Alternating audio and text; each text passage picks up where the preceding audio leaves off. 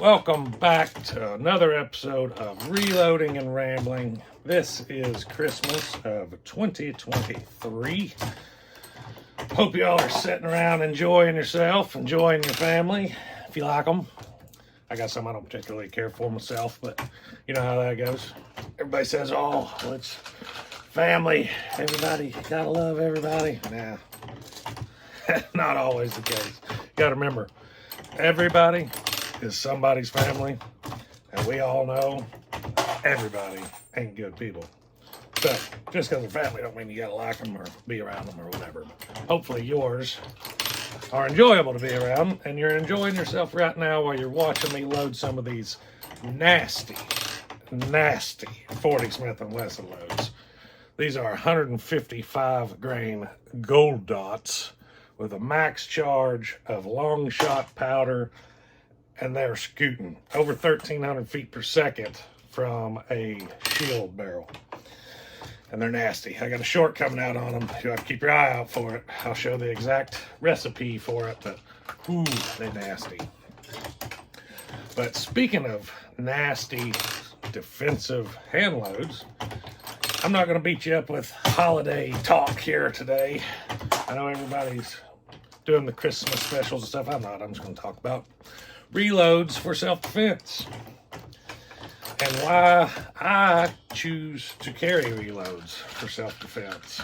I know a lot of the common mantra with it is it can get you into a legal jam. And it may. I'm not going to say that it's absolutely not going to, but I am going to say that if that is the determining factor of what the jury decides that was a good shoot or a bad shoot, you've probably messed up somewhere along the lines. And I'm sure some of y'all that's watched my channel for a while have heard me say something along those lines before, but I just don't see how, if everything else was considered defense, everything else was legal by the books, you weren't at fault at all, I don't think you're going to get convicted of murder or manslaughter because of the round that you chose to put in your gun. I'm not saying that it isn't going to happen, but the trade-off for me is that I can afford to actually shoot and train with my defense ammo because it costs me a fraction of the price to hand load it, especially stuff like gold dots, the Sierra V-Crowns, stuff like that. Like if you buy that factory ammunition, you're going to spend around $1 a round for it. HSTs, $1 a pop. Sometimes you can get the 50 grain law enforcement or 50 box law enforcement boxes for a little cheaper, 75 cents or so. But I don't have half that in these, not even close to half that in these. And I can afford to shoot them. I can afford to, run some mags through my gun, make sure they're going to function, make sure that I can shoot them controllably. I prefer that. I'd rather have that assurance as opposed to worrying about what a lawyer or a jury's going to say over carrying hand loads. And I mean, nothing here is illegal for me to obtain. I can buy primers. I can buy these bullets. I can buy a press to reload with. I don't know anywhere, any law that says that you can't carry reloads, other than states that say you can't carry hollow points, period. But even then you carry reloaded full metal jacket, I guess. But as long as you're abiding by your laws, I don't know of a law that says you can't.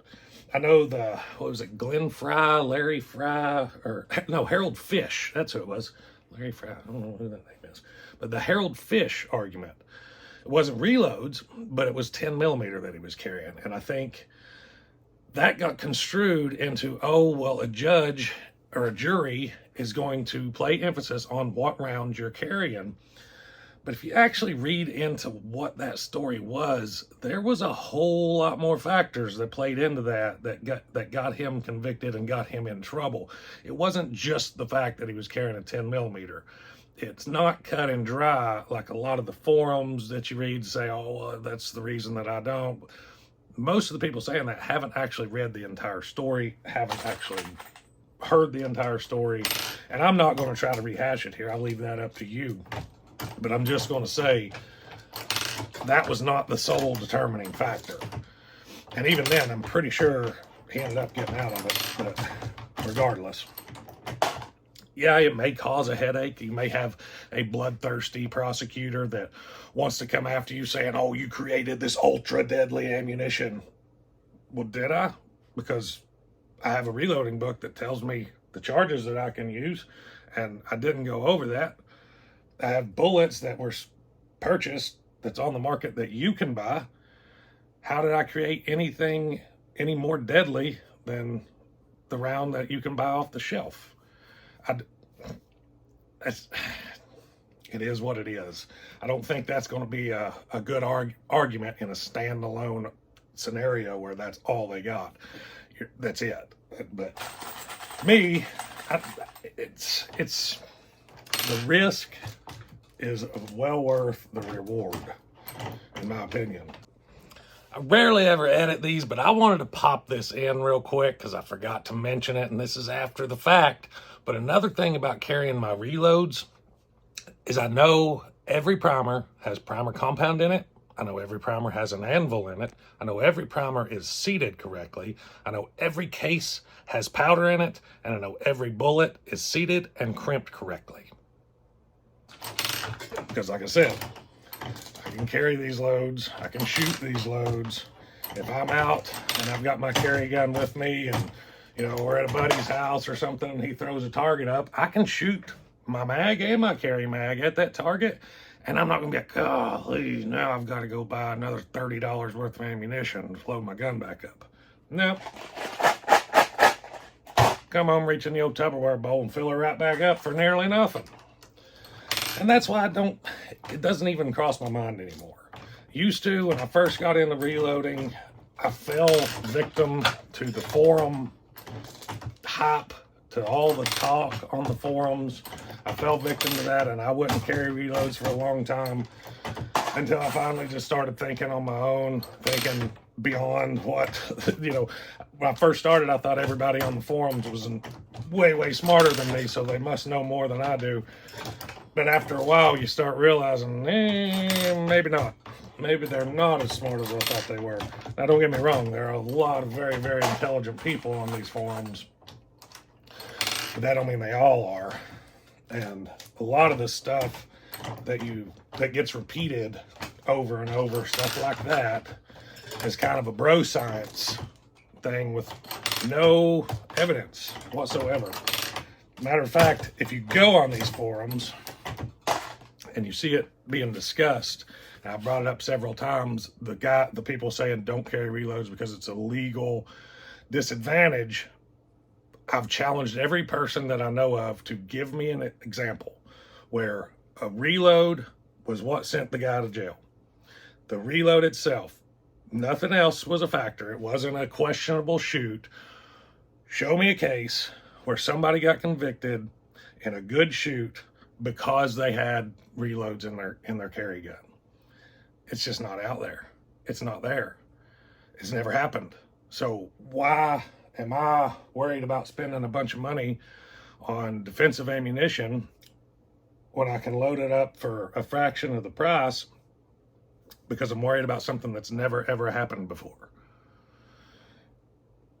It's just not the way I roll, man.